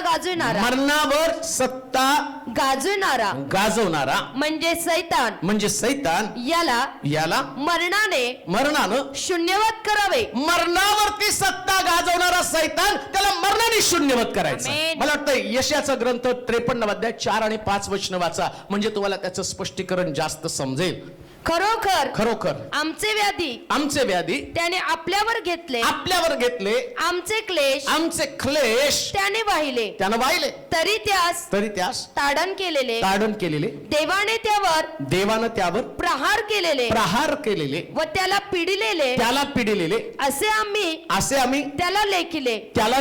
खरे पाहिले असता तो आमच्या अपराधांमुळे घायाळ झाला, आमच्या दुष्कर्मांमुळे ठेचला गेला. आम्हास शांती देणारी अशी शिक्षा त्यास झाली. या मानवी देहाचं वैशिष्ट्य काय, ज्या देहामध्ये त्याला प्रवेश करावा लागणार होता. अनेक लोक म्हणतात जर तो देव होता तो कशाला मेला. आणि साहजिकच आहे, ते देव कधी मरत नाही, मग येशू ख्रिस्त कसं काय मेला. पण बायबल काय सांगतं माहिती का, मानवी देहावरती असणारी मरणाची सत्ता, मगाशी तुम्हाला मी सांगितलं देवाच्या शरीरावरती मरणाची सत्ता नाही. हालेलुया. मग सत्ता कोणावरती आहे, मानवी देहावरती. म्हणून एक गोष्ट पण ध्यानात ठेवा, कधी कधी आम्ही प्रार्थना करायला सांगतो एकमेकाला, पास्टर प्रार्थना करा, ते सिरियस आहेत. मग आमची अपेक्षा काय असते, आम्ही प्रार्थना केली की तो वाचावा. मग कधी कधी ते मरतात. मग आम्ही म्हणतो नाही, कसं काय मेले, मानवी देह मरणार आहे. ते आता एवढं मोठे ते प्रॉफिट, काय नाव त्यांचं, ते वारलेमध्ये 52-54 वर्ष आफ्रिकेतले प्रॉफिट, काय त्यांचं नाव, टीबी जोशुआ. तो माणूस कितीतरी मरणाच्या पंथास लागलेले लोक त्याने जिवंत केले, लंगडे चालले, आंधळ्याने त्याने बघितलं, पण अचानक हार्ट अटॅकने मरून गेला. त्याने भविष्यवाण्या केले कितीतरी मोठमोठ्या, आणि त्या भविष्यवाण्या अस्तित्वात आल्या, पण तो प्रॉफिट गेला. 54व्या वर्षी तो प्रॉफिट गेला. अजून तर त्याचं बरं, बॉन्की सारखा व्यक्ती अजून एवढे मोठे मोठे सेवक 100 वर्ष जगले, हा प्रॉफिट एवढा लवकर गेला. मानवी देह आहे, हे मरण असणारच आहे त्याला. येशू ख्रिस्तानं मानवी देह धारण का केला हे सत्य पटवून द्यायला 33व्या वर्षी त्यांनी मरण स्वीकारलं. जर देवाला दाखवायचं असतं तर त्याला भरपूर वर्ष पृथ्वी तलावरती 70, 80, 90 वर्ष, देवाच्या दृष्टिकोनात एक दिवस 1000 वर्षासारखा आहे. देवाने त्याची योजना तिथं सफल केली असते, पण त्याला मानवाला एक शिक्षण द्यायचं होतं. देह मानवी आहे, हा शापित आहे. या शापापासून सुटका म्हणजेच मरण आहे. आणि म्हणून पौल म्हणतो नाही का, जगणे ख्रिस्ताने, मरणे मला लाभ आहे. हा मानवी देह जो आहे ना, या देहामध्ये अनेक प्रकारचे व्याधी विकार आहे. नीट आहे का, ख्रिस्ताच्या मरणानं काय झालं, आमचे व्याधी, नाही खरोखर आमचे व्याधी, ते नाही त्यास इब्री लोकांचं पत्र, ज्या अर्थी मुले एकाच रक्तमासाची होती, त्या अर्थी तोही त्यांच्यासारखा रक्तमासाचा झाला. हेतू हा की मरणावर सत्ता गाजवणारा म्हणजे सैतान, म्हणजे व्याधीवरती सत्ता गाजवणारा. आता ऐकलं ना मी, येशू ख्रिस्ताला ठेचावं. आता यशाचा ग्रंथ 53 अध्याय. खरोखर आमचे व्याधी त्याने आपल्यावर घेतले, आमचे क्लेश त्याने वाहिले. या मरणाची सत्ता काय, क्लेश. ज्यास मला क्लेश होतात ना, त्यास मला वाटतं मरावं. मग कशानं क्लेश होतात, क्लेश होणं म्हणजे दुःख, असं दुःख, अतीव दुःख की त्या दुःखाच्या पलीकडे जगूशी वाटत नाही. मग पुन्हा मी तुम्हाला सांगतो, कदाचित पत्नी सोडून गेली, पती सोडून गेला, नोकरी गेली, मुलं सांभाळत नाहीत, तुमचं होतं नव्हतं ते सगळं लुबाडलं गेलं, तुम्ही एकाकी पडला, कोणी तुमच्यावरती प्रेम करणार नाही, सगळ्यांनी तुम्हाला टाकून दिलं. हे क्लेश तुम्हाला जीवनामध्ये भोगावे लागतात. आणि त्याच्यानं मरणाची सत्ता त्या व्यक्तीवरती, त्या घरावरती, त्या लोकांवरती प्रस्थापित केली जाते. पण शास्त्र काय सांगतं, ज्यामुळं तुम्ही मरणाचा विचार करत आहात ना, ते सगळे क्लेश ख्रिस्ताने घेतले. आणि आता तो काय म्हणतो, या क्लेशाची शक्ती शून्यवत. आमेन. येते का लक्षात, क्लेशाची शक्ती शून्यवत, झिरो होणार. क्लेशाची जास्त वजन केलं जाईल ना क्लेशाचं, शून्य. आमेन. आधी जर बघितलं 200-300 किलो. मग डॉक्टर म्हणतात हे वेट जास्त आहे बरं का, कमी करा. सांग वेट जास्त आहे. पण बायबल काय सांगतं, आता मरणाची शक्ती त्यांनी शून्यवत केली. कशी काय? जे तुमच्यावरती ओझं होतं क्लेशाचं, त्याच्याने तुम्ही वाढलेलं दिसत होता, त्याच्याने तुम्ही मरणार होता. तो म्हटलं आता ते सगळे क्लेश माझ्यावरती द्या. आता तुम्ही झिरो क्लेश. आमेन. झिरो क्लेश. हालेलुया. येते का लक्षात? झिरो क्लेश. तुमच्याकडे क्लेश नाही. जर ख्रिस्ताच्या मरणावरती तुमचा विश्वास आहे, क्लेश रहित जीवन जगा. हालेलुया. कसं जगायचं? देवानं दिलं, देवानं नेलं. धन्य परमेश्वर. कशाला क्लेश करताय? आमेन. हे तुमच्या जीवनामध्ये आले. योसेफ म्हणत नाही का, अरे मला विकलं, याच्याबद्दल वाईट वाटून घेऊ नका. ही देवाची योजना होती. हालेलुया. त्याला नाही क्लेश करून घेतले. आमेन. त्याला माहिती हे सगळं देवाचं प्लॅनिंग आहे, देवाची योजना आहे. माझ्यासाठी जर ख्रिस्त स्तंभावरती गेला, त्यानं जर माझे क्लेश वाहिले, तर तो क्लेशाची सत्ता शून्यवत. आमेन. तुम्हाला कशानंच दुःख वाटता कामा नये का? ख्रिस्तानं त्याची शक्ती शून्य करून टाकलेली आहे. हालेलुया. आता दुसऱ्या भाषेत तुम्हाला सांगतो, ज्या दिवशी तुमचा प्रभू येशू ख्रिस्ताच्या जीवनामध्ये प्रवेश होतो, ख्रिस्ताशी तुम्ही समरूप होता, बाप्तिस्मा घेताना 100% तो तुम्हाला ॲश्युरन्स देतो, हमी देतो, इथून पुढं क्लेशाचं वातावरण मी तुझ्या अवतीभोवती सुद्धा येऊ देणार नाही. का? कारण सगळे तुझे क्लेश मी स्वतःवरती घेतलेले, असं शास्त्रात लिहिलेलं आहे. हालेलुया. त्यानं आमचे सगळे क्लेश वाहिले. वाचा बरं अजून.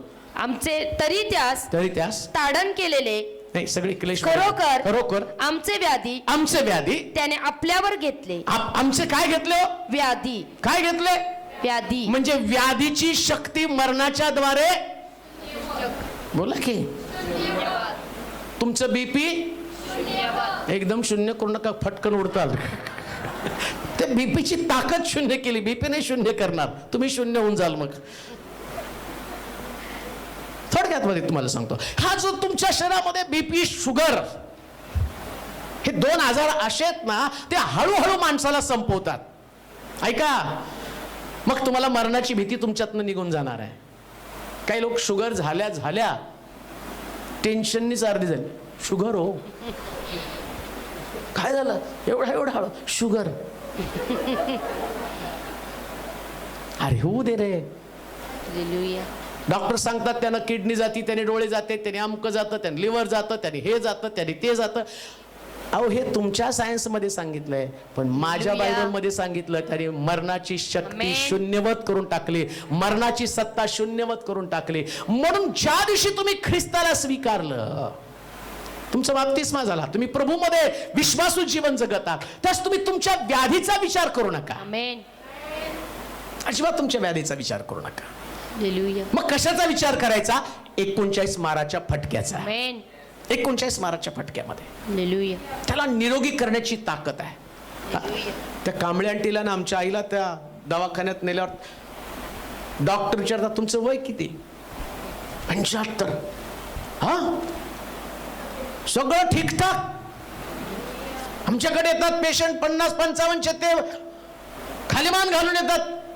तुम्ही एकदम ठणठणीत, शुगर, बीपी सगळं तुम्हाला असताना, अहो हे आमच्या खाण्याने नाही वाचलं, हे ख्रिस्त आमच्यासाठी वधस्तंभावरती गेला, त्यानं मरणानं सगळ्या रोगाची, व्याधीची शक्ती शून्यवत करून टाकलेली आहे. हालेलुया. म्हणून जगताना कालेबासारखं जगायचं. मी 40 वर्षाचा होतो, आता मी किती वर्षाचा आहे? 80 वर्ष. किती? 85. किती हो? 85. अहो 85 वर्षापर्यंत तरुणासारखं राहायचं. हालेलुया. खबरदार कोणी कोणाला आंटी म्हणलं ना, अंकल म्हणलं तर याद राखा. हालेलुया. मरणाची शक्ती शून्यवत झाली, तुम्ही वाढवता काय? कुठे गेला तो? त्याला हाना जरा सुटल्यावर. इकडं बायबल सांगतं त्यानं मरणाची शक्ती शून्यवत केली, आणि तुम्ही आंटी अंकल म्हणून आम्हाला म्हातारं म्हणून मारायकडे घेऊन जाता का? शास्त्र सांगतं त्यानं मरणाची शक्ती शून्यवत केली. म्हणून लक्षात ठेवा, स्वतःला फिट ठेवा. आमेन. कालेबासारखं म्हटलं पाहिजे, मी 40 वर्षाचा होतो, आज मी 85 वर्षाचा आहे, मला लढण्याची ताकद अजून पण आहे. हालेलुया. मरायचा विचार करायचा नाही. आमच्याकडे प्रॉब्लेम काय आहे माहिती का? लेकरांची आता प्रभू नेण्याची वाट बघत आहे. कधी डोळे मिटतील ना, हे असलं कसलं जीवन जगता हो. कालेबासारखं म्हटलं पाहिजे. आमेन. 85 वर्षाचा असताना हालेलुया. तुमचा आजार देवानं, बायबल सांगतं आजार हा मरणासाठी नाही, देवाच्या गौरवासाठी. कशासाठी आहे? देवाच्या गौरवासाठी. हो, लोकांनी तुम्हाला पाहून म्हटलं पाहिजे तुम्हाला शुगर आहे, बीपी आहे, वाटत नाही, त्याच्यातनं हालेलुया. देवाचा गौरव आहे. आमेन. तुम्हाला लोक तुम्हाला विचारत नाही, तुम्हीच इतके मलूल होऊन जातात की काय झालं, बीपी आहे हो, किती आहे, 80, मग कुठले वाढले. पण ते घेऊन जगायची सवय लागली, मरणार मरणार मरणार मरणार. कोण म्हणतं तुम्हाला मरणार? असू द्या, तुम्हाला कुठलाही आजार असू द्या, माझा देव तुम्हाला 100% 100 वर्षापर्यंत ठेवणार. आमेन. आता लुसिफरला वाटेल यांचं शुगर वाढवावी, बीपी वाढवावं, अमक वाढवतं, आणि इकडे सगळे चेंजेस दाखवत. हे झालं चेंज, इकडे फुर फुर फुर फुर फुर हालेलुया. काटा ते असं असं असं असं ECG. कोणीतरी सांगितलं असं ते 200 झालंय बीपी, डॉक्टर म्हणले ECG काढा, जावा दाखवा त्याला, तुमचा प्रोग्रेस रिपोर्ट दाखवा, शाळेतला नाही दाखवला तो तर दाखवा. आणि ते गेले ECG चेंजेस. हालेलुया. मग ते म्हणले अमकं करावं लागेल, तमकं करावं. म्हणलं परत एकदा बघा, परत एकदा गेले, परत एकदा बीपी चेक केलं, पुन्हा ECG काढलं. तर डॉक्टर म्हणला तेव्हा होतं, आता गायब झालं. आता मरणाची सत्ता शून्यवत केलेली. आमेन. लक्षात ठेवा, हे प्रॅक्टिकल आहे, हा संदेश नाही, ही जगण्याची पद्धत आहे. आणि ख्रिस्ती लोक जगतात, आमेन. वागतात आणि चालतात. प्रियानं, आमेन. तुम्हाला जगायचं वचनावरती, चालायचं वचनामध्ये, विश्वासानं जीवन जगायचं, विश्वासानं जीवन चालायचं. म्हणून शास्त्र काय सांगतं, त्याने आमचे सगळे व्याधी, हालेलुया. वधस्तंभावर. हा वधस्तंभावर, वाचा बरं. खरोखर खरोखर आमचे व्याधी, आता खरोखर शुक्रवारी सांगितले मी, आता त्याच्यात नाही जायचं मला. आमचे व्याधी आमचे व्याधी त्याने आपल्यावर घेतले, आमचे क्लेश त्याने वाहिले, त्यानं वाहिले, तरी त्यास ताडण केलेले, हा ताडण केलेले, देवानं त्यावर प्रहार केलेले. आता देवानं त्याच्यावर प्रहार केला असं नाही ते गोष्ट. योबाच्या भोवती जसं परमेश्वरानं कुंपण केलं होतं, ऐका, योबाच्या भोवती जसं देवानं कुंपण केलं होतं, तसं ख्रिस्ताच्या भोवती पण कुंपण होतं.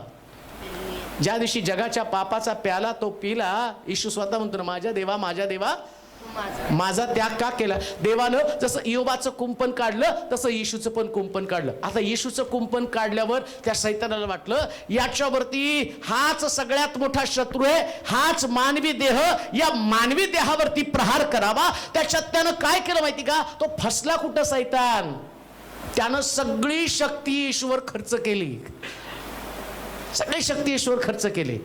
जगातले जेवढे व्याधी विकार होते ते सगळे येशूमध्ये टाकले. त्याच्या हाडाला, असं लिहिलं, त्याच्या हाडापर्यंत ज्यावेळेस मी पाहतो ते फटका मारला, त्याच्या हाडावरचं सगळं मांस आणि कातडी सोलून काढली, त्याची हाडं उघडी पाडली, सगळीकडे डोक्यात काट्याचा मुकुट, सगळी शक्ती एकवट केली. 39 फटके त्याला मारले, 39 फटके. त्यावेळेस असं लिहिलं नाही बायबलमध्ये 39 फटके, पण कैद्याला शिक्षा देण्याची यहुदी लोकांची पद्धत होती. बरेच लोक प्रश्न करतात कुठं लिहिले 39 फटके, तर बायबलमध्ये यहुदी लोकांना शिक्षा देण्याची पद्धत म्हणून गुन्हेगाराला 39 फटके देत असे, त्याला ते 39 फटके, तो पण एक गुन्हेगार होता म्हणून त्याला 39 फटके दिले. असं जर तुम्ही बघितलं तर लेवीच्या पुस्तकामध्ये तुम्हाला ते सापडेल सगळं, शिक्षा कशी द्यावी. यहुदी लोकांची ती रीत होती. 39 फटके त्याला मारले. पण ते फटके मारत असताना पहा देवाची योजना किती सुंदर आहे. असं सांगतात सायन्समध्ये, सगळ्या रोगाचं वर्गीकरण 39 कॅटेगरीमध्येच मोडतं. 39 सगळं मानवी शरीरामध्ये. म्हणजे जर तुम्ही बघितलं की तुमच्या रक्तातलं, तुमच्या हाडांमधला, स्किन मधला, हार्ट मधलं, त्यानंतर ब्लड मधला, ब्लड मध्ये जसं आम्ही बघतो शुगर, अमक तमक सगळं त्याच्यात चेक केलं, तसं मुख्य वर्गवारी 39. आता काय झालं माहिती का, सैतानानं काय सगळी शक्ती एकवटून 39 फटके त्याच्यामध्ये मारले. आता रोग शिल्लक नाही. हालेलुया. आता कोणता रोग तुमच्यामध्ये पाठवणार.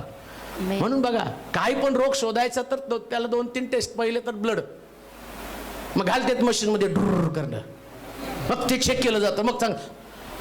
आणि इकडं तो, म्हणून लक्षात ठेवा, हे सगळे रिपोर्ट्स घेऊन बसायचं आणि बायबल काढायचं आणि आत्ता जे वचन वाचलं यशया 53:4 आणि इब्री 2:14 वाचायचं. मरणाची शक्ती त्यानं शून्यवत केली म्हटल्याबरोबर इकडं तुम्ही आपोआप बरे होऊ लागता. का? कारण शास्त्रात सांगितलं त्यानं मरणाची शक्ती शून्यवत केलेली आहे. हालेलुया, मरणाची शक्ती त्याने शून्यवत केलेली आहे. हालेलुया. सगळे क्लेश, सगळे पीडा, सगळे आजार शेवट वाचा. खरं तर अजून मला खूप सांगायचंय. मला असं वाटतं मी नुसती प्रस्तावनाच केली, पण तरी सुद्धा जाऊ द्या, थोडस सांगून संपून टाकू. हा, खरोखर खरोखर आमचे व्याधी त्याने आपल्यावर घेतले, आपल्यावर घेतले, आमचे क्लेश त्याने वाहिले, तरी त्यास ताडण केलेले, देवाने त्यावर प्रहार केलेले व त्याला पिडलेलं असे आम्ही त्याला लेखिलं. खरे पाहिले असता तो आमच्या अपराधांमुळे. कोणामुळे? आमच्या अपराध. आता लक्षात ठेवा, जे तुम्हाला द्यायला पाहिजे होतं ते सगळं कुणाला दिलं? येशू ख्रिस्त. बोला की, कुणाला दिलं? येशूला. मग आता तुमच्याकडे काय शिल्लक आहे? काहीच नाही. मग आम्ही शिल्लक का दाखवतो? प्रश्न तोच आहे. जे आम्हाला करायला पाहिजे होतं ते परत वाचा, ते खरे पाहिले असता तो आमच्या अपराधांमुळे घायाळ झाला, आमच्या दुष्कर्मामुळे ठेचला गेला. आम्हास शांती देणारी. आता काय? आम्हास शांती. मग आता तुम्हाला जगायचंय कशामध्ये? शांती. पीस. मेन. मग ज्या दिवशी तुमच्याकडे एखादा प्रश्न येतो ना, त्यास तुम्ही म्हटलं पाहिजे त्यानं मरणाला शून्यवत केलं. कोणती गोष्ट आहे की ज्याच्यानं तुमची शांती तुटली जात आहे? जगामध्ये जो आहे त्याच्यापेक्षा तुमच्यामध्ये आहे तो सामर्थ्यवान. आता ख्रिस्त ना वधस्तंभावर आहे ना कबरेमध्ये आहे. पुन्हा तुम्हाला सांगतो, समारोप करताना एक गोष्ट मी तुम्हाला सांगेल. इथं सगळ्या शिक्षा त्यानं भोगल्या, सगळी किंमत त्यानं चुकवली. कबरेमध्ये गेला, 3 दिवस राहिला, बाहेर आला आणि लगेच स्वर्गात गेला नाही. जन्माला येण्याच्या अगोदर देवदूत सुवार्ता घेऊन आले. ऊर्ध्वलोकी देवाला गौरव, पृथ्वीवर मनुष्याला शांती. पण ख्रिस्त तोपर्यंत स्वर्गात गेला नाही जोपर्यंत शिष्यांना भेटून सांगत नव्हता, तुम्हास शांती असो, तुम्हास शांती असो. येताना देवदूत सुवार्ता घेऊन आले, पण जाताना त्यानं पुनरुत्थानाची घोषणा करत सांगितलं, मी मेलो होतो तरी आता जिवंत आहे आणि मी स्वर्गात चाललेलो आहे आणि तुम्हाला शांती असो. देवाचे प्रिय लोको, जाताना मी तुम्हाला शेवटचा समारोप करून सांगेल, तुम्हाला शांती असो. का? कारण त्यांनी मरणाची सत्ता शून्यवत केलेली. शांती असो. कशाची चिंता करू नका, शांतीनं जीवन जगा, आनंदी राहा, प्रभूमध्ये आनंद करा, चर्चला जा, देवाचं सानिध्य एन्जॉय करा, नाचा, उड्या मारा, प्रार्थना करा, स्तुती आराधना करा, एकमेकाला भेटा, सुवार्ता सांगा, आत्मे जिंका आणि जोपर्यंत प्रभू येत नाही तोपर्यंत गौरवाचं जीवन जगा. कारण बायबल सांगतं, आता मरणाची शक्ती शून्यवत झाली. आता मरणाचा विचार करू नका, तर पुनरुत्थित ख्रिस्ताचा विचार करा, जो कबरेमध्ये नाही, कबरेच्या बाहेर आहे आणि म्हणून दुःख व्यक्त करण्याचा समय नाही, तर प्रभूनं दिलेलं सुंदर जीवन शांतीनं जगण्याचा करार केला पाहिजे. तुमच्या परिवाराला शांती असो, तुमच्या व्यवसायामध्ये शांती असो, तुमच्या जीवनामध्ये शांती असो, तुमच्या नातेवाईकांमध्ये शांती असो, ऐकणाऱ्याच्या मंडळीमध्ये शांती असो. कारण बायबल सांगतं, आता मरणाची सत्ता नाही, तर पुनरुत्थित ख्रिस्ताचे महान आशीर्वाद आम्ही उपभोगत आहोत. म्हणून एक गोष्ट ध्यानात ठेवा, आता मरणाची सत्ता आमच्यावरती नाही. मग ना आमच्याकडे दरिद्री आहात का तुम्ही? नाही. देवाचं वचन पाळलं की श्रीमंत. आमेन. रस्ता पण व्हायला लागलाय.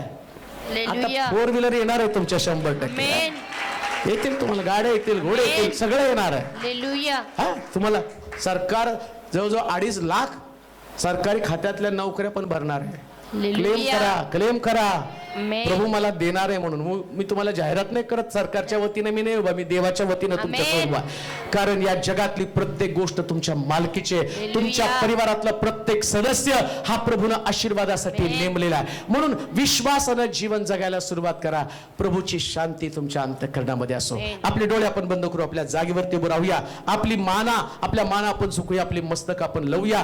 प्रभूच्या मृत्यूच्या द्वारे जी महान प्रकारचे आशीर्वाद प्रभूने आज आम्हाला दिले आणि ते आज आम्ही स्वतः अनुभवणार आहोत. आपले डोळे बंद करूया. सर्वशक्तिमान देवा, आभार मानतो, तुझी स्तुती करतो, तुझ्या श्रेष्ठ नावाला महिमा देतो. प्रभूजी, तुझं वचन सुंदर आहे. जो ख्रिस्त आम्हाला सापडला तो अद्वितीय आहे. ज्यानं मरणाच्या सत्तेचं रहस्य आम्हाला सांगितलं, रहस्य आहे. इतके दिवस आम्ही त्याच दडपणामध्ये, त्याच भीतीमध्ये पुढे चाललेलो होतो, पण आता आम्हाला कळालं येशूनं तर सगळी मरणाची सत्ताच उद्ध्वस्त करून टाकली, शून्य केलेली आहे. म्हणून जे ऐकत आहे, जे तुझ्या मंदिरात, तुझ्या भवनामध्ये मोठ्या आशेनं आलेले आहेत, परंतु आज जाताना त्यांच्याकडे एक मोठा विश्वास असू दे. आता माझ्यामध्ये मरणाचं भय नाही, तर पुनरुत्थित ख्रिस्ताची एक आशा आहे. त्याच आशेनं त्यांना घेऊन जा. त्यांच्या प्रार्थना तू ऐक प्रभूजी. त्यांच्या परिवारामध्ये तुझी शांती पाठव. जे आमच्यापासून लांब आहेत, यूट्यूबच्या द्वारे कनेक्टेड आहे, गुगल मीटच्या द्वारे कनेक्टेड आहे, फेसबुकच्या माध्यमातून कनेक्टेड आहे, त्यांच्यामध्ये देखील आशेचं किरण पाठव. आणि जे वचन त्यांनी ऐकलं हा त्यांचा अनुभव बनू दे. फार मोठ्या साक्षी आज त्यांच्याकडनं आम्ही अपेक्षित करत आहे. ऐकायला मिळू दे प्रभूजी, ऐकायला मिळू दे. लग्नाचे प्रश्न आहेत, आर्थिक प्रश्न आहेत, नोकरीचे, व्यापाराचे प्रश्न आहेत, आजारपणाचे प्रश्न आहेत, परंतु सगळ्या प्रश्नाची किंमत प्रभूनं शून्य करून टाकलेली आहे. येशूनं त्या मरणाच्या द्वारे त्या प्रश्नांना शून्यवत केलेलं आहे. आणि म्हणून आता त्यांच्याकडे प्रश्न नाही तर त्याची उत्तर असू दे.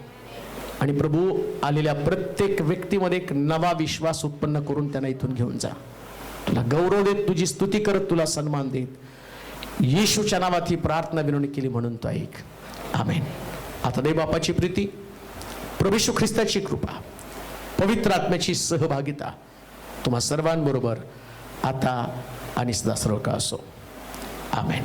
आमेन. शुक्रवारी या